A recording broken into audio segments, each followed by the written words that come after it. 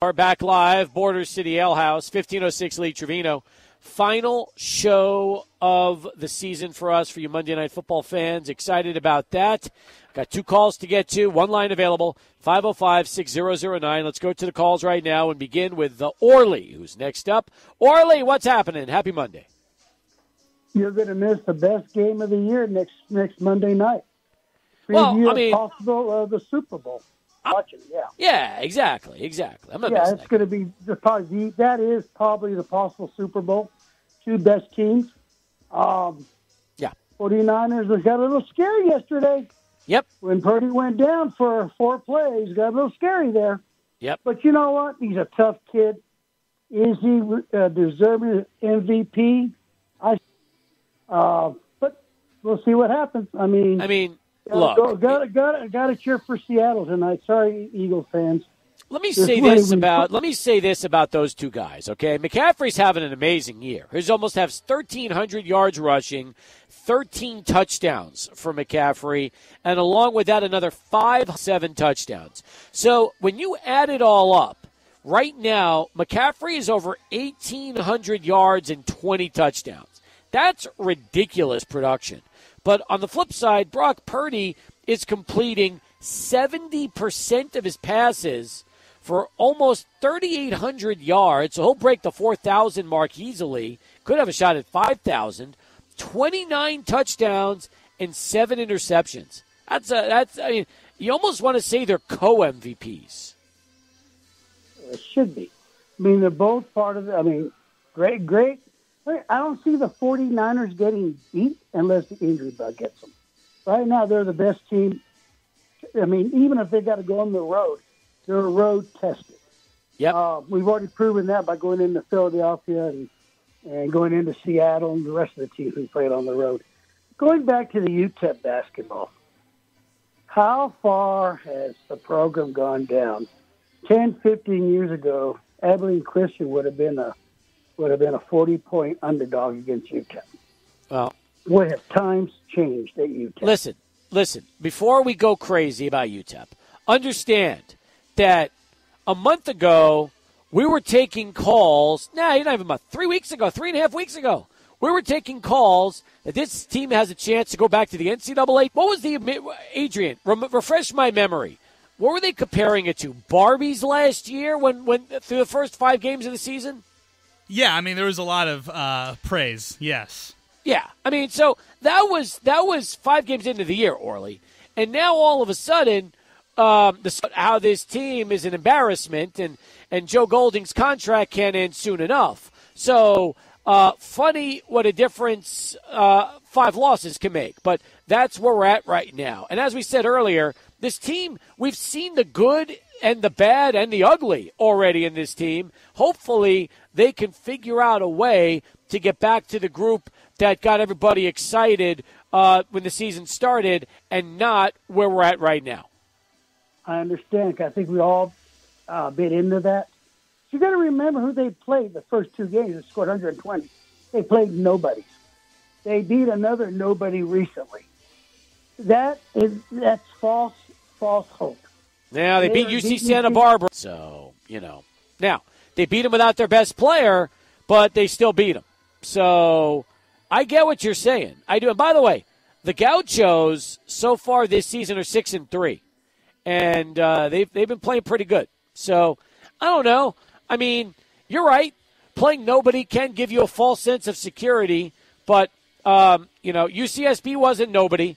That first game in the tournament was also a pretty good one out there in California. And even the second game, they played them right down the stretch. They played them tough.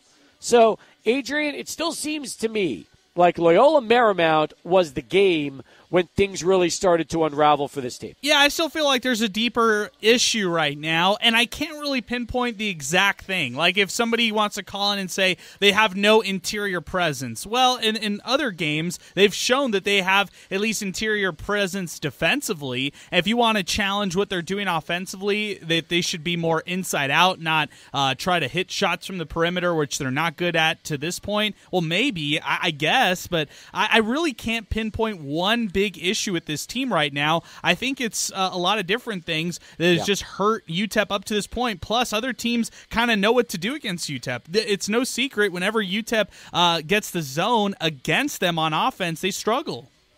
Well, think about it. Wouldn't you keep zoning a team that can't make an outside shot? Yes, force them to shoot from the outside. 100%. And we were told that this is a better shooting team, which they looked like it early on. And then all of a sudden now they're resembling the team they were last year. So, we've seen different versions of this team. And I think it was actually, wasn't it Austin Peay who came in and zoned them really for the first time? Even though the Miners won that game, they struggled in that one. Yeah, that one was maybe not a red flag initially, but you saw some concerns in that game when they beat them. They beat the Gauchos in that one, or excuse me, the Governors in that one, 71-63, but there were still some concerning parts of that game that left you with a little bit of a bad taste, and then Cal started to do it. Bradley threw out the zone. Loyola Marymount did as well, and I'm not saying everybody needs to throw out the zone, and that's the exact way to beat UTEP, but it's different looks that other teams are throwing out defensively that's shaking UTEP a little bit. Why would every team they play not zone them until UTEP shows that they can beat a zone? If that's the blueprint, I know you're saying that everybody should. Why not? They've lost 5 games in a row against Division I opponents, and they've all zoned them. So wouldn't you just keep zoning UTEP also until they show they can make an outside shot? Yeah, that's a recipe right there. At least that's what the playbook has said right now. And if you're developing a game plan against UTEP, that's what you do. And then on offense, opponents are really taking advantage of that backdoor cut and really attacking UTEP's interior. Yesterday, Kevin Kalu and Calvin Solomon both had foul trouble. Calvin Solomon, by the way, came off the bench. That's an interesting thing in itself. He didn't start yesterday's game, and I think the coaching staff was questioning him after the game and after the loss as well. So, yeah, it's tough. They've got to figure it out right here because I feel like there's too much talent on this team to be where they're at right here. All right, let me quickly get through with Gator Richard, and then we'll take the Sports Center break and come back with Mike. 505-6009, our telephone number. Richard, what's going on? Hey, go Gators, man. Go Gators. All right.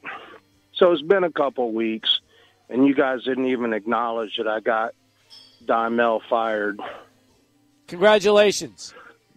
You do know that my call to Minor Talk on that Saturday with the Cheez-It guy can do a better job than Dymel. That was the whole reason they finally fired him. Yeah, I never realized you were the turning point, but that's good. Do you like the new hire, or are you going to throw some zingers out there before he even coaches a game?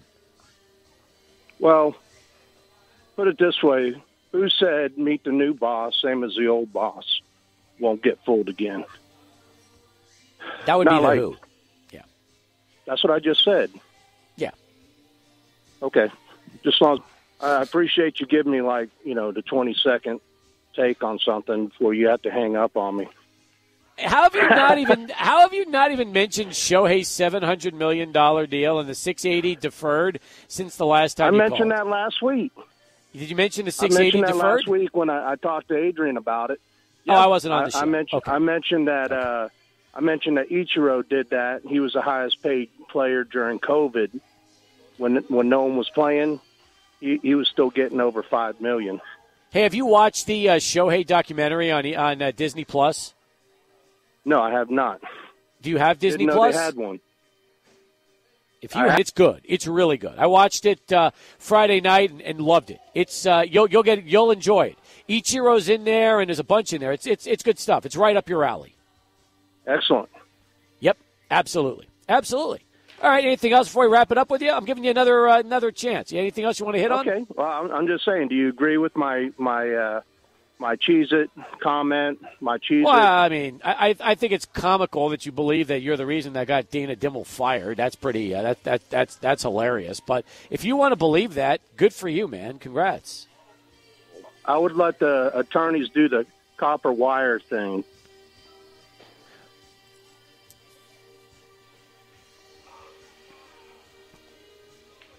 I was waiting for him. I was waiting to see if he had anything else. And no, that was it. That's his walk-off. The copper wire, Adrian. That's his mic drop. That's his mic drop today. So, all right. Appreciate it. 32 past. We continue here on Sports Talk. Let's go to Sports Center. We'll come back with Mike and more phone calls. 6 very much. What a comeback that was by Western Kentucky, by the way. 21 points in the fourth, Adrian.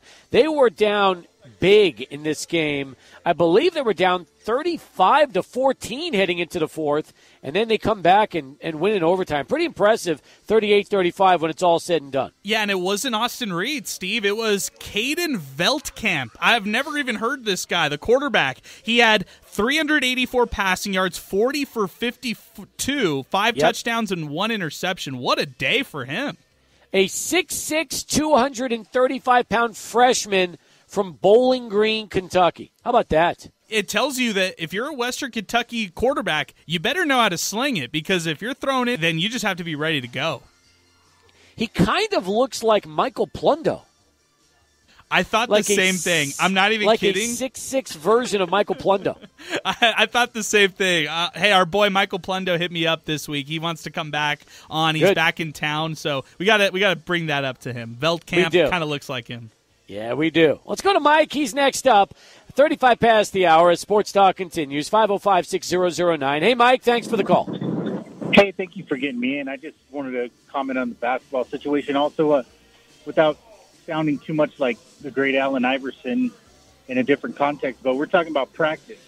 And I've noticed an alarm 10, 15 years of coaches that come in that are raw guys they have great interviews because they put together great PowerPoints and they put together great practice routines, and they really impress the ADs and they impress the owners of these franchises on their great practices. And they come out and they get excited for those sorts of things, and they're all hyped up, and we hit all our marks at practice, and we got off in the 30 seconds that we were supposed to get off on this drill, yada, yada, yada. But these guys, a lot of them, that separates them is that they're not game managers. They can't make any adjustments within the game, and I think that's what separated the greats of the past, like Don Haskins and some of these great basketball coaches of the past, Bobby Knight, et cetera. They were able to make adjustments not only at halftime, but they could call a timeout and make adjustments. And these guys are these great raw guys, and they've got great practice schedules. They just can't make the adjustment in the game. And I'm not coming from I'm currently a high school coach myself. I played college baseball. My kids all played college sports, and you just see this more and more and more. These coaches get these head jobs that just cannot make in-game adjustments. And I think when you see a team that in the last 2.5 minutes in a tight game, just I don't want to say falls apart, but they just don't have what it takes to pull one out, and we see it happen over and over with a lot of coaches over the years. It's frustrating. But let's also put it this way, too. How many times, Mike, do we watch a UTEP team with Tim Floyd, who won everywhere he was at in college, but UTEP have a hard time also with his teams, getting him through those tough moments. And we know Floyd can coach. We know he's probably the closest thing to Haskins that we've ever seen from all the years he was at. I just think that it's just, for some reason, and I don't know why, it's tougher now than it ever was before, and I feel like it also really makes you appreciate Don Haskins more now than ever. Like I mentioned, Bear, Bobby Knight, those Mike Krzyzewski, those old-style coaches that could really coach games. Maybe they didn't have the 6 weeks of practice, but they could really coach a game. I think they're a dying breed, and I don't know if it's a combination of that and maybe the kids just don't have it in them anymore. But I'm still a big believer that, you can pull the best out of kids if you're able to connect with them. And I don't know, it's really disheartening to see the way they fall apart in games. But thank you for the time, and I'll listen out there. Thanks. No, you're right. I appreciate you, Mike. Thanks for the call. Appreciate you getting in. And, hey, everybody, not just for you, but a lot of Miner fans out there watching it and just still, in disbelief that this is the same team that they watched just a month ago and had such high hopes for. And we've seen it just go completely in the opposite direction. And I know one thing, Adrian, that it's, to me, out of a funk, than it is when a team is rolling well to keep it going. I feel like that's the easy part. The hard part is when you start to have and go through what UTEP's going through right now, it's very difficult for a team to get their swagger back. Yeah, the game yesterday is just about getting a win under their belts. They can kind of realize or kind of, I guess, revisit what winning feels like. And I think that we undervalue the importance of just winning and how contagious that really is in itself, because they're able to win Wednesday in their first game against Norfolk State, which, by the way, Norfolk State is a little bit better than fans would remember. They're a recent NCAA tournament team, and they're 7-5 right now, having lost back-to-back games, albeit, but still a better team than others would think. And then if they win that game, they've got to take on the winner of Wyoming or South Dakota State, which are both quality this week and has success in the Sun Bowl Invitational, and I deem success as winning both of these games, then, hey, the rest of the season's ahead of them, and they can really turn things around quickly. But if they split this week, then it's going to continue to be a battle to try to get back to where they were to start off the season. Yeah, there's no doubt. No doubt. And by the way, the Spartans, as you mentioned, from the MEAC, a conference UTEP knows very well, they lost to Hofstra and Stony Brook on the road. They beat Illinois State on the road. They beat Virginia Commonwealth on the road. Lost by 13 at Wichita State. Their home losses came to Fordham and San Jose State. So, it's a game that UTEP is supposed to win, but you know what? So was Abilene Christian, and that didn't turn out well. So until you see this team, like you mentioned, get a couple W's back and start feeling more like themselves, it's tough. It's really difficult right now. Adrian at Enemy Win the number 3 with this post a little while ago at 600 ESPN El Paso. Fans are saying that the only thing that matters for UTEP men's basketball is the conference tournament. But if we don't get to 20 wins and we don't win the conference tournament, then we won't go to any postseason tourney. We should at least strive for an NIT bid. Well, I agree with that, but I also think that at this point, Adrian, we could probably throw that out the window. We've seen this to get back into conference. By the time that conference play hits, we want to see this team look more like the team that started the season off, and hopefully that'll be the case. They've got 3 games left to kind of get themselves ready for that role, because before you know it, it's 2020 for state. Yeah, and it doesn't get any easier. I would say that Conference USA this year is not what Conference USA was last year, but that puts UTEP, top half better than the conference. They got to be at least in the top 6 or the top 5 if you're trying to split this conference up in half. So, yeah, I just think that when it comes to conference play, fans are realizing it is what it is. It's 6-5 right now. If they go into the conference season around 500, that's probably where they're going to end up, around 500. And is that enough to keep fans engaged with this program right now going into next year when you're losing a lot of players after this year? No, you're exactly right. No, it's not. Not unless they make a good run. All right, 17 in front of 5. We're back with more live out here at Border City Alehouse. Come down, folks. Final time we'll be here for Monday Night Football. It's the Eagles and the Seahawks coming up. 600 ESPN El Paso. Twitter X at 600 ESPN El Paso as we continue live from Border City Alehouse, 1506 Lee Trevino. Noah at the Noah_G sent this message to us. What an embarrassing moment for Coach Kill. If you're going to publicly criticize someone, you better know for sure. What he's talking about is a specific comment that was made after the loss to Fresno. In fact, Adrian, if you can cue that up, let's play the clip, and then we'll talk about it afterwards. Here it is. Taken care of 100%, and, it was a great bowl game, and, hopefully we'll can, shade it. Now, the other part of it's this,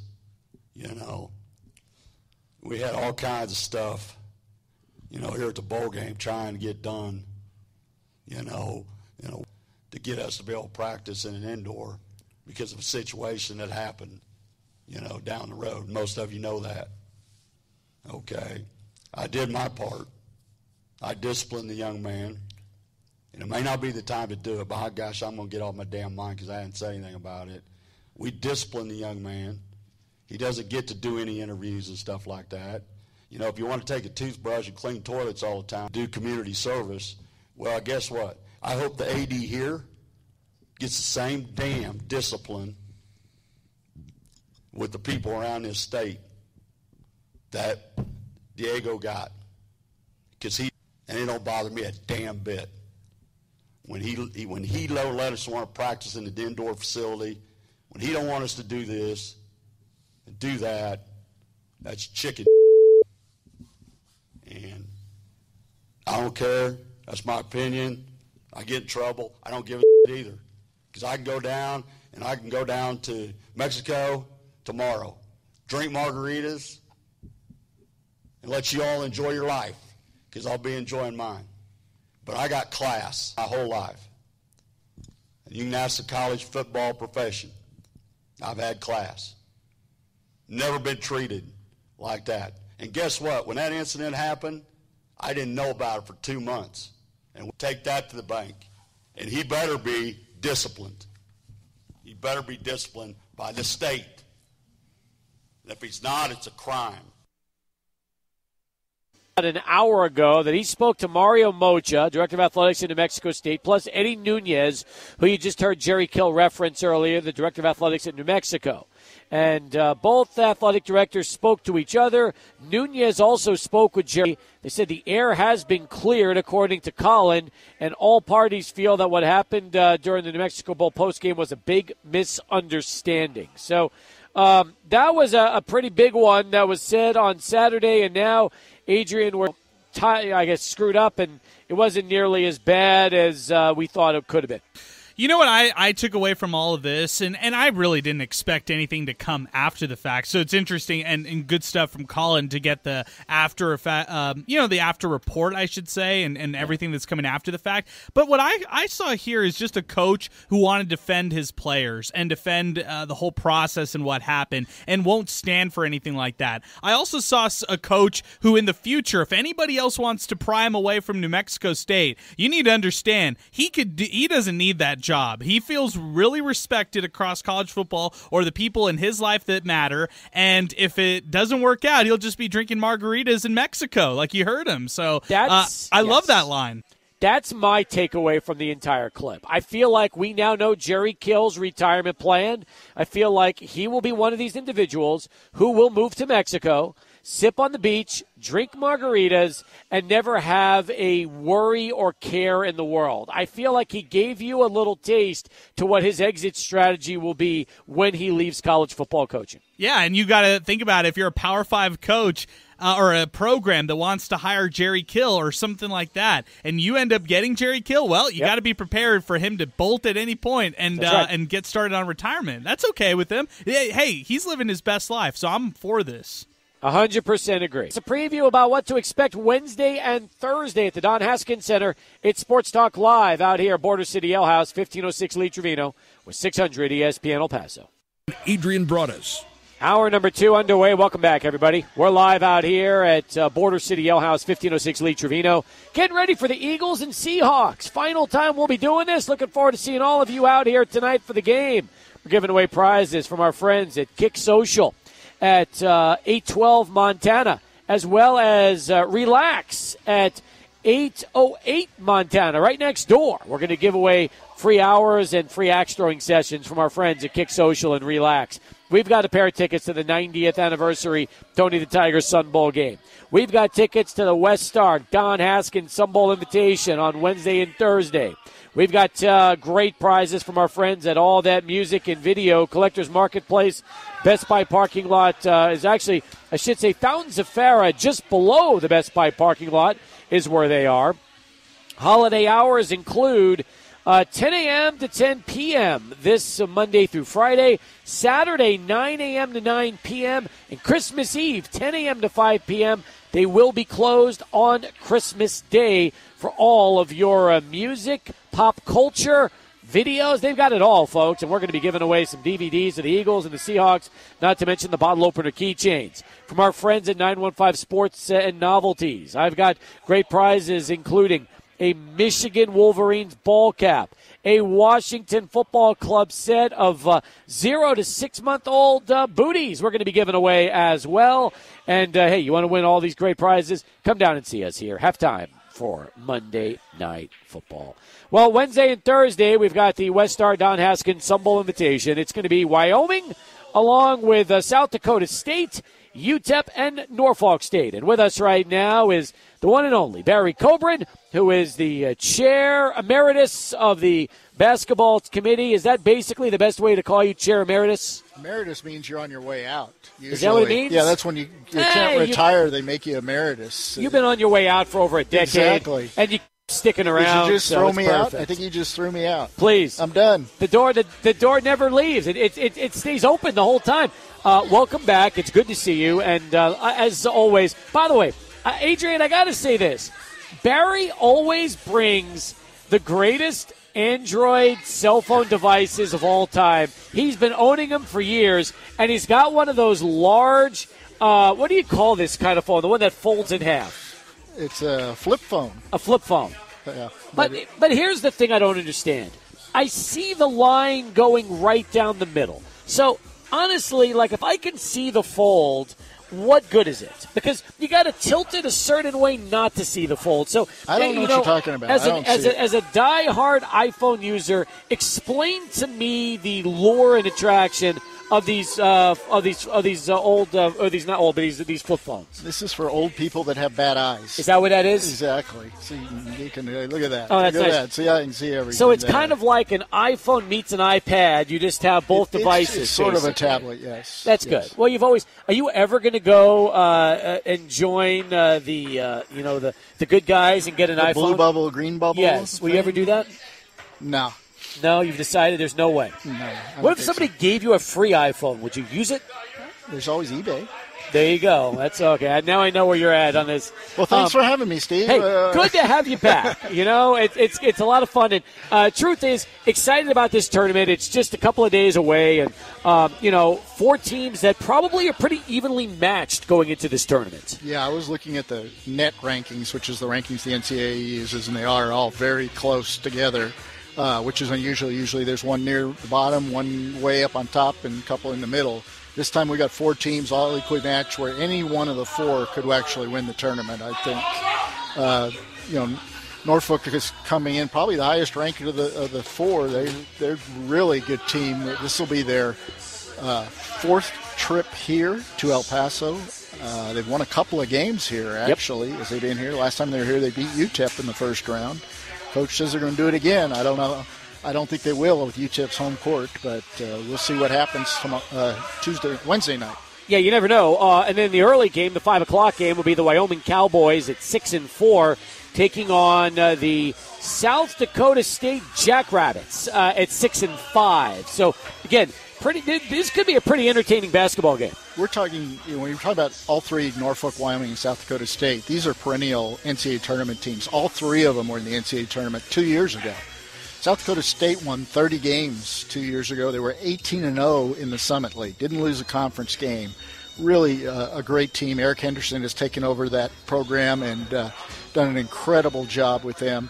It's a great athletic program. People that watched football this week saw what their football team does. South Dakota State's #1 in the country there, and they'll play for the national championship in Frisco.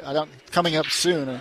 They'll play Montana, I think. But as far as basketball program, they're equally as good. Since he's been there, they've never finished lower than 2nd place in the conference, and they're going to be looking to get back to the NCAA tournament. Wyoming, everybody in El Paso, it's a Miner fan knows Wyoming. We all go back to Fennis Dembo and Eric Lechner and a few of those days, and this will be actually Wyoming's 3rd trip to our tournament since they left the conference and we're no longer with UTEP. We brought them back 3 times. So probably the one we've brought back the most since of the former WAC schools that UTEP used to play. Not to mention Ken DeWeese is on the staff, and Kenny, whose dad was on the Don Haskins staff, he was part of the Tim Floyd staff years ago. Exactly, and that was our connection there. Is we've stayed in touch with Kenny. He's been great. He lived here. He loves El Paso.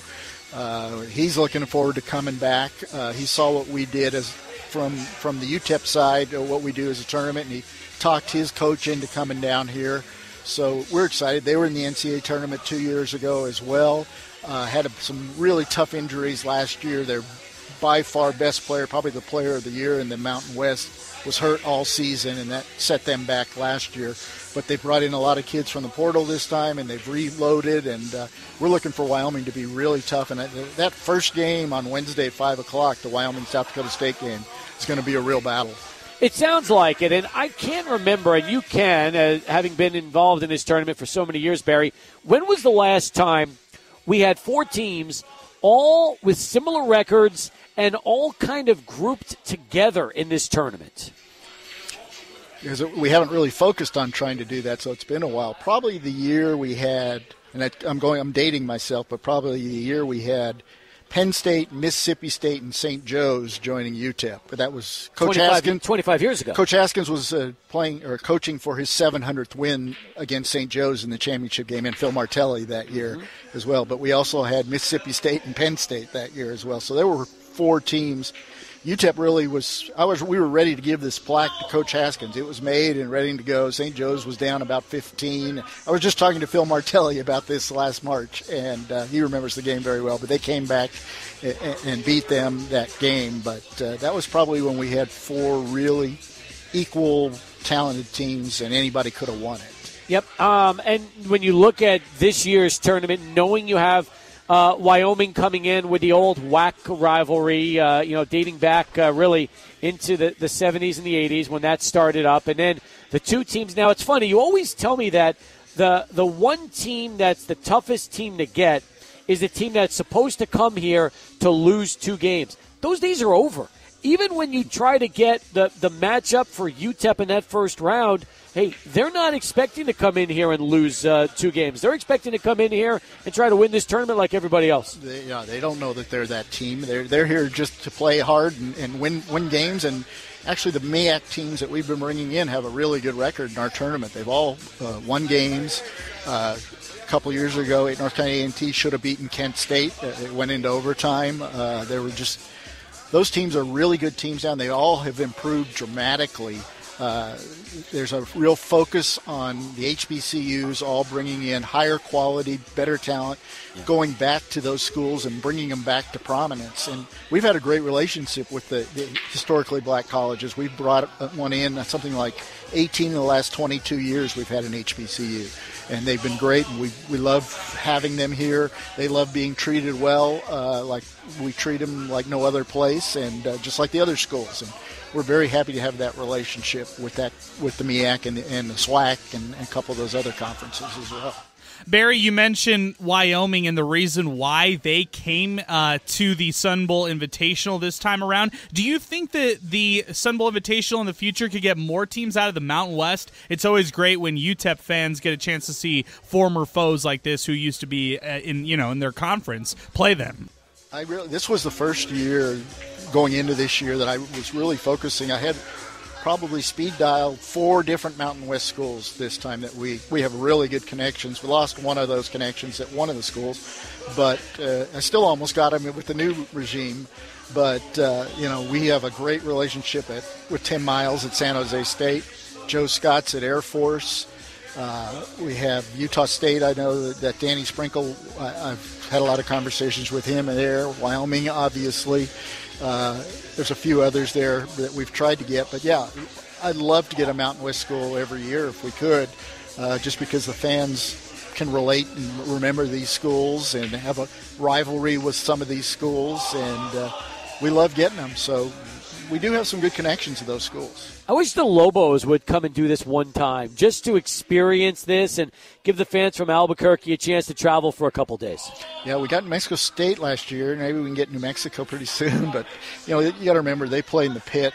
They sell they're ranked now or close to ranked. I think they're 10-1 again. Richard Pitino's really got them playing very well. And it's harder to get teams to leave home games where they're drawing 12, 14, 15,000 fans a game to come play 2 games down here in the tournament. Those other schools like San Jose doesn't have a big draw at home. We could get somebody like that. How about Boise, especially knowing you've got Jeremiah Dickey now as Director of Athletics over there? Boise, I've called a number of times over the years. They're a little tougher because they have a great following at home too. And, they would be a good name if we can bring in, not necessarily an old rival, because Boise I don't think was ever in the WAC when we were in the WAC. But they would be fun. Any of those schools we'd love to get. Colorado State, the head coach has been here before, Nico Medved, who came with Nebraska. I think he was an assistant at Nebraska when he came in. So they would be great. And I've talked to Nico a few times, but they were ranked a couple weeks ago, I think. So. I feel like Boise, if I'm not mistaken, I think they might have been in the WAC towards the end. right before they broke off and formed the Mountain West. At that point, maybe, yeah. Unless they were one of the additions to the Mountain West. They could have been one of the early additions to the Mountain West. It seems like. I don't remember that's possible UTEP playing Boise back in that day, but they may have. I flew to Boise for a conference game with the women, and I feel like that was in the early 2000s. So maybe Boise was one of the early additions after the original 8. Okay, yeah. So, anyway, it takes me back a while. Yeah. Hey, let's come back. Let's talk about what's going to happen tomorrow before the tournament, especially you've got a kids' clinic. There's a press conference, the arrival. Let's do all that when we come back. Okay, right? Sounds good. More with Barry Coburn as we continue here on Sports Talk. Before we do that, though, let's go to Charlie 1 to get this traffic update. Night football, we will not be here next Monday. Then there's no Monday night game on New Year's Day. But you have a chance to come down here right now and enjoy the Eagles and Seahawks, home of the Eagles fan club. Going to be a lot of fun. Tons of prizes we're going to be giving away at halftime of the game. Plus, it's pint night as well. $3.50, $4.50, and $5.50 pints. You also have the opportunity to enjoy $3 cans of Modelo and $4 Fireball. Plus, the menu is whether it's half-pound burgers, chicken sandwich, wings, nachos, brisket, pizza, everything you could imagine they have out here for you. For every appetite, it is our home, Border City Alehouse. Back with Barry Coburn right now, talking about the West Star Don Haskins Sun Bowl Invitational. It starts Wednesday, and then it continues on Thursday. 4 teams be playing in it, including the Miners, Norfolk State as well, plus South Dakota State and former longtime WAC and current Mountain West Conference team, Wyoming, the Cowboys. This is their second trip back. Third trip back already? 3 different head coaches, but yeah, third trip with 3 different regimes. We've got Heath Schroyer brought them first, then Alan Edwards, the former Kentucky player that coached there, brought them the second time, and now Jeff Linder, and we'll bring them back this year. When do the teams start arriving in El Paso, Barry? This year is a crazy year. Usually they're spread out. Usually we'd have had a team come in today, but none of them came in 2 days before. We have everybody coming in at almost the same time tomorrow. We have greetings as we do the Sun Bowl traditional greeting. We will be going at 11, 12, 1, and 2 tomorrow. Wow. Back to back greetings, one right after the other. We actually have 2 teams chartering in, which is very unusual. We don't usually have too many basketball teams chartering in, but both Wyoming and South Dakota State will be chartering in. It's supposed to be close to 69 degrees tomorrow, so I expect both Wyoming and South Dakota State to get off the plane in shorts as they arrive. But they're the last 2 coming in at 1 and 2. Norfolk will be the first team in. They're traveling the farthest from the East Coast, but they'll be here at 10:50 tomorrow, and they'll be at the airport. So if anybody's around the airport at 10:50 a.m. tomorrow, come see us. Just listen for the mariachis and walk over toward them, and you'll see the dancers and the mariachis in the Sun Court and the whole group greeting Norfolk tomorrow morning. That's a tough go for them. They're playing tonight, probably right now, and then they're turning around and flying first thing in the morning to El Paso after that. Leaving there at 6-something in the morning, so they'll be at the airport at probably 4:30, something like that, and then they've got to play the next night. So, by the way, they're up 29-14 over Southern Virginia midway through the first half. I bet Southern Virginia in that game. I thought they would cover, but I guess not. Not looking good. Not looking good for us. Oh, it just updated. It went 34-17 now. And Norfolk will be 8-5 after this one. Southern Virginia, a smaller school, so this is a game that Norfolk should have a tune-up before they get to UTEP. Exactly. So they come in for the arrival. And then there are captains for every team. Correct. Let's mention the team captains for each of the 4. Sure. Norfolk State, their captain is Fernie Aceves. Tammy Gladkowski has Wyoming, and Patrick Espinoza has South Dakota State. And Abel Rodriguez has UTEP. He's been our UTEP captain for a while. Don't forget, Vic Salazar is our chairman as well, and we have a number of past chairmen and Sun Bowl past presidents, and everybody kind of hangs around, and we have a great group of people. And so we have newcomers. We probably have 9 or 10 newcomers on the host committee this year. So, excellent. And as far as the events go for the players involved, what will those consist of tomorrow, Wednesday, and Thursday? Wednesday and Thursday they have games. So there's no events? So really it's just tomorrow? Actually, it's not true. Let's start tomorrow. Two of the teams will practice right after they get here. One of them, South Dakota State's going to practice before they leave Brookings, South Dakota, and the other two will practice here. We'll all gather at 6 o'clock at the Durham Center. Little Mexican fiesta. We'll have some 40s will be providing the dinner for us, and we have entertainment for them as well. We've had the same entertainment every year for a number of years for both football and basketball. Are we doing hypnotists? We are doing. Doug McGraw will be coming in as well from Orlando, the greatest soccer coach / hypnotist in the country. So Doug's coming in tonight, very late tonight, and it's a great show that most of the players come in thinking it's fake and not real and whatever, and I've probably seen him do it 60 times, and it's amazing. It's a tough act. I don't know if I'd want to make a living that way, where you have to depend on your audience members as your entertainment, but he does it every time, and he pulls it off, and the players and coaches just love it. It's just they're just laughing their head off. They're very clean, nothing dirty about it, very clean entertainment, and he does a great job. So they'll do that.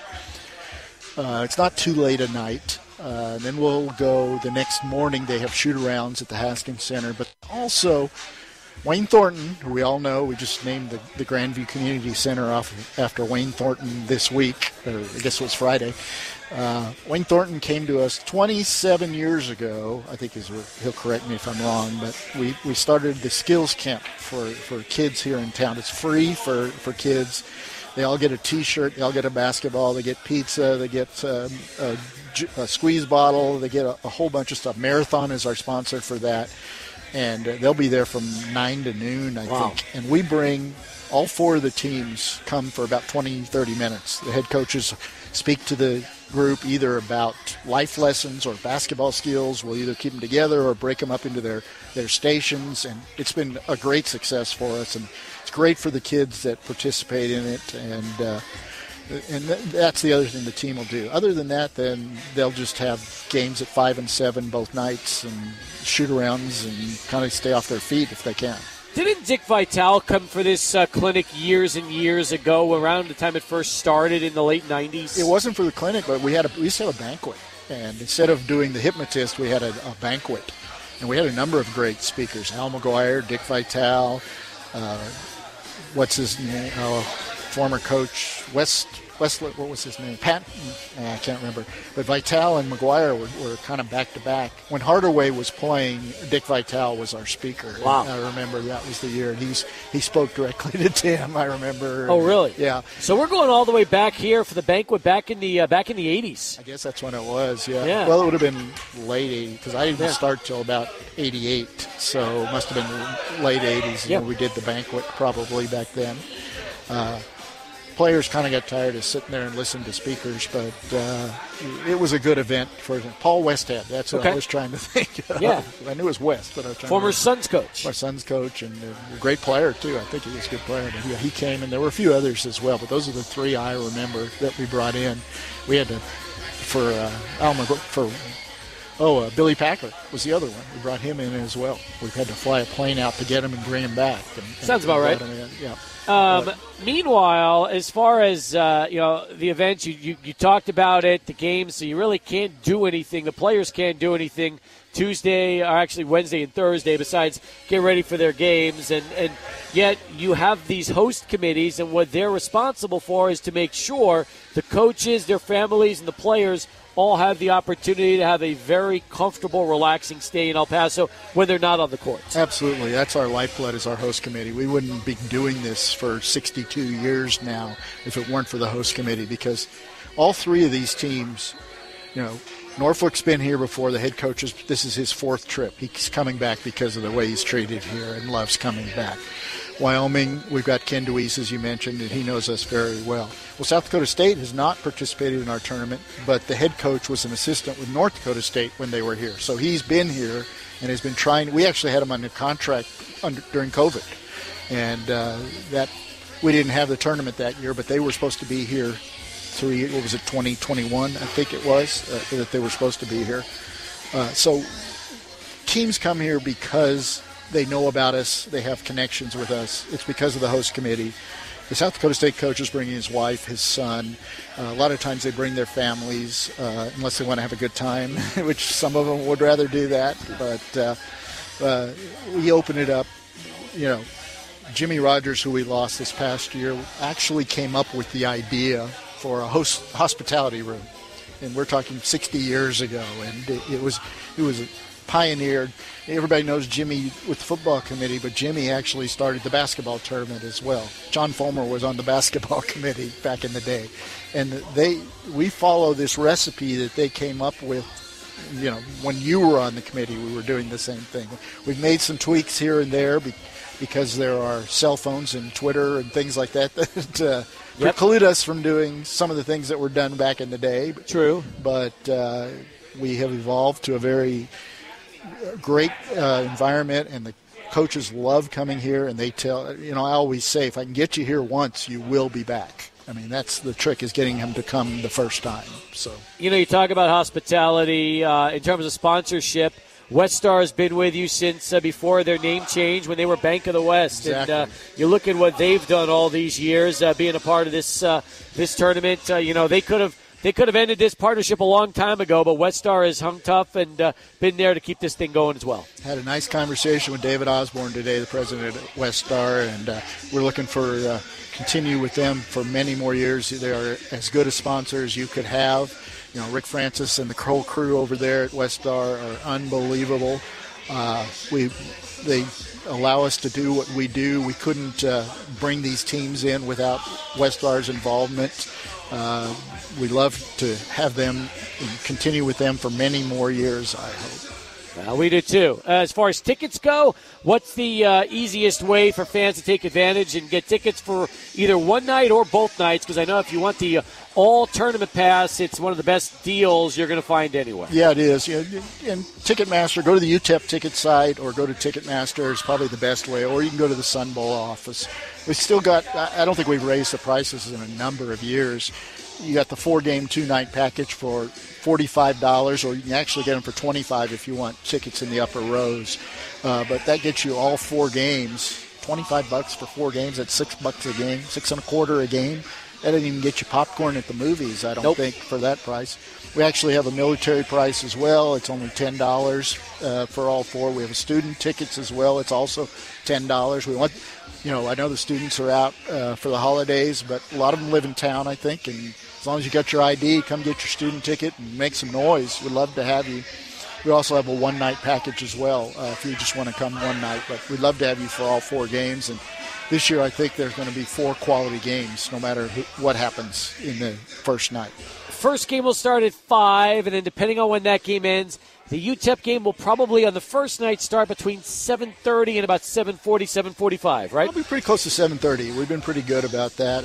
It's 30. We'll put 30 minutes on the clock as soon as the first game ends, and the game's about 2 hours, so should be about 7:30 tip-off of the second game. But you never know. Could be a quick game, and don't get there late. Plus, come see part of that first game. It's going to be a good one.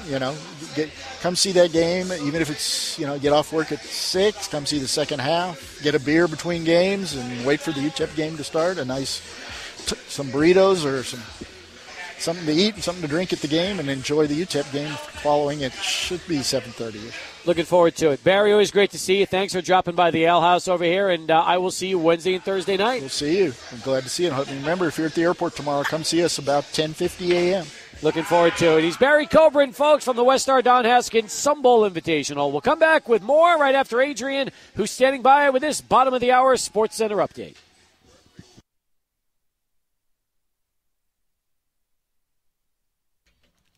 And we appreciate Barry for dropping by and giving us the lowdown on everything that's going to be happening.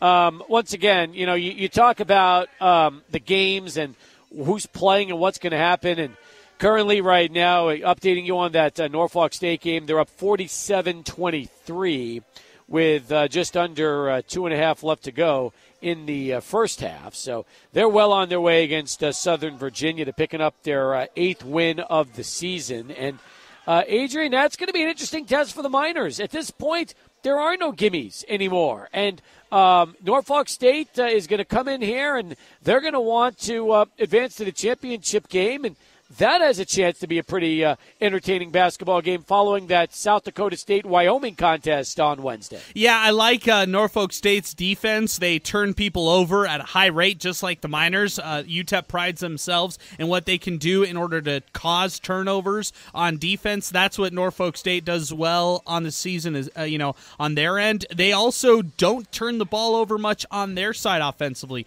Not something UTEP can say on their end. I like Norfolk State's free throw percentage. They get to the charity stripe and they make their free throws. They're actually 26th in the country in free throw percentage right now. And yeah, this is definitely a team that you can't take lightly. Jamari Thomas is their best player, a junior. And that's the guy that they definitely go to. How about this? He is a 6-foot guard, okay? Jamari Thomas is not exactly a large basketball player. 6 feet. He's averaging just under 20 a game right now, Adrian, 19.8. But what really impresses me the most about him is he is shooting 45.8% from the field and 86.5% from the line.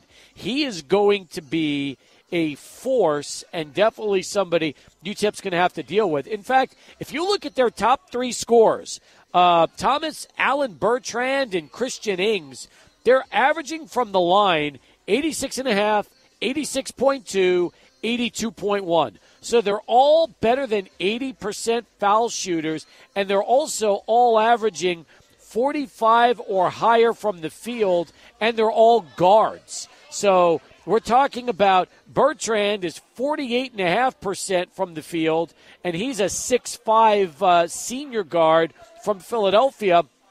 And Ings is averaging 53.7% from the field, and he's a 6'2 senior guard also from Philadelphia. So it's a very good shooting team, both from the line and from the field, which means UTEP's defense will have their work cut out for them. Yeah, and it also means that we could be seeing a ton of free throws come Wednesday. That could be a long game, Steve, filled with a lot of whistles on both sides, if that's the case. I saw what Norfolk State offers on their side of things when it comes to defending people at the, not necessarily committing turnovers or committing free throws and fouls and stuff like that, and they're not actually good in that category either. So UTEP will have a chance to go to the charity stripe. Norfolk State will have a chance to go to the charity stripe, and this game could be won or lost depending on free throw percentage on Wednesday.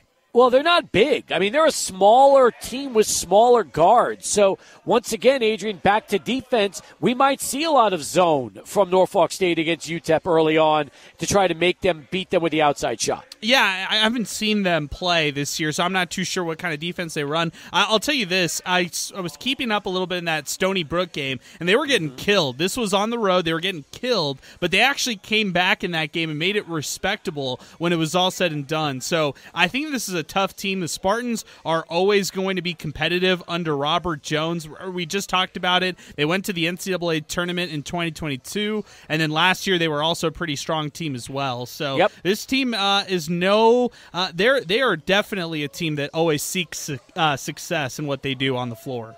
No doubt. All right, 20 in front of 6. We've got about 35 minutes left with you. If you want to get into the show, 505-6009, as we take you right up to kickoff for the Eagles and the Seahawks out here at Border City Alehouse and 600 ESPN El Paso. It's actually, what are we now? We've got about about 28 minutes till we're ready for Eagles and Seahawks. Alberto's been hanging out with us throughout the course of the show today. Alberto, just out of curiosity, you're very close to UTEP. You did sidelines for volleyball. You attend a lot of the games and go to a lot of UTEP activities.